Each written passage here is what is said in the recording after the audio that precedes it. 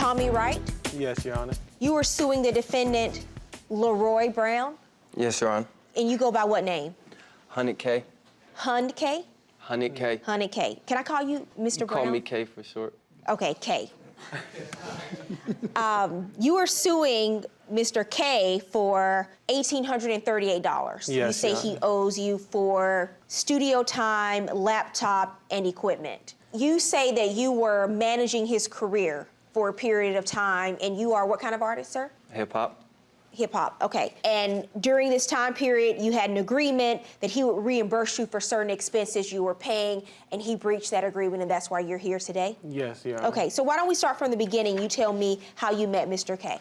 Well, we met a few years back in Atlanta, and, you know, we had a love for music, and we lived in the same neighborhood, and we just been cool ever since. And when I moved out here to Cali, you know, I was still doing the music thing and heard he came down. What do you mean by doing the music thing? I apologize.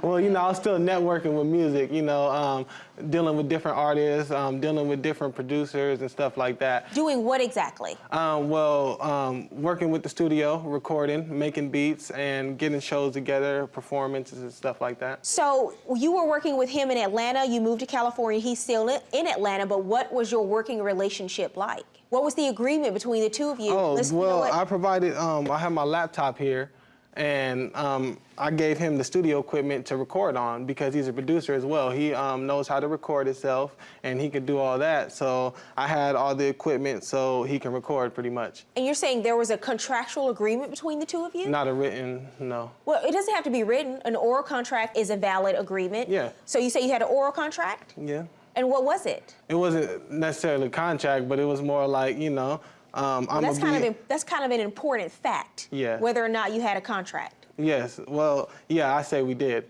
As far as I was concerned, we agreed upon him, you know, paying me back for this. Paying you back for what? For the time and the stuff I bought, like the equipment and stuff I bought. And so what's going on now? How do you end up in court? How is his career doing? It's going well. It's doing well. Yes. And you think it's because of you? Yes.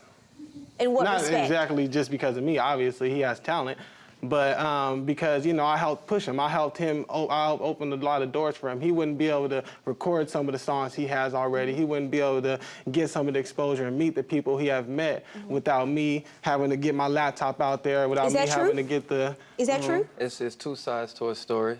I've been doing this my whole life, and I can't take from he has helped in big ways, but currently what's going on now and the people that's getting involved and what they're laying on the table and what he's seeing with his own eyes, not just him, everybody's going to want to signify their spot before something bigger happens in front of them. So it's more or less that. And you are that something bigger. I'm about to be that something bigger. Did you have an agreement with him in the beginning that, first of all, did he spend this money and help you buy studio time? Yes, he did. And was there an agreement that you would pay him back? In general? And to me, no. You never had a conversation and said, I'll pay you back when I start making more money? You know, if I'm right, you right. If I make it, you make it. When I get straight, you straight. Let me think about this. Is that a contract? If I'm right, you right. If I'm straight, you straight. We both straight. If I'm straight, we both straight. Yeah, you know, when he got his Does money that up. mean there was a meeting of the minds? Coming up on Judge Faith, the future music producer learns a hard lesson about agreements between friends. When he first approached you and asked you to reimburse him, what was your response to that? I got you, but not at this moment. When you say, if I'm right, you right, that means what? If I'm making money, you're making money? As long as I'm good, you good. Same way your sister or brother tell you or your friend will tell you, if I got it, you got it. It don't necessarily mean I'm gonna come out my pocket and pay you this. It means that no matter if I see whatever you're going through, I got you. But you're kind of right now. And he's come to you and he thinks you're right. And so he wants a piece of the pie. Do you think that was the agreement?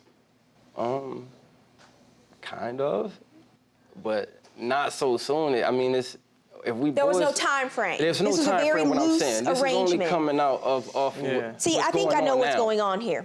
When he first approached you and asked you to reimburse him for some of the money he spent for the studio, what was your response to that? I got you, but not at this moment.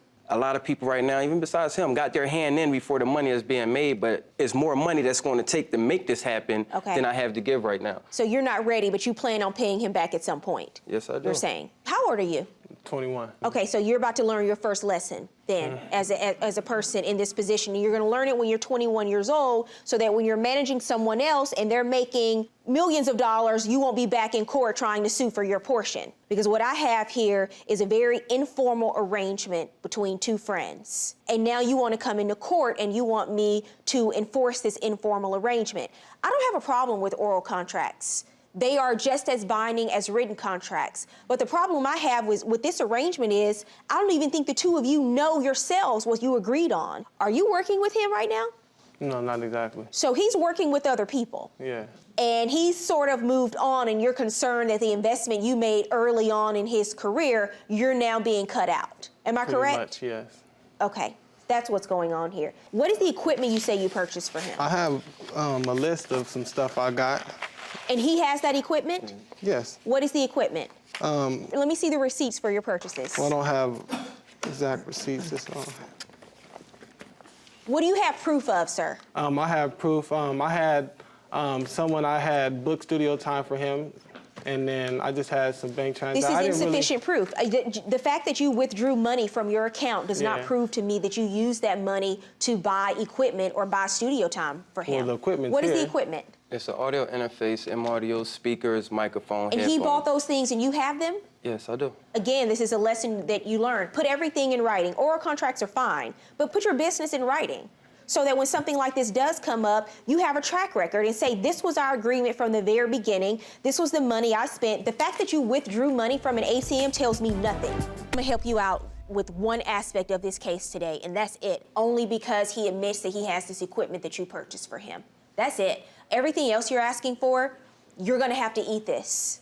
And you're gonna have to learn this lesson because I can't create evidence for you. You really just don't have it. So for you, this is just going to be one of those lessons that you have to learn the hard way.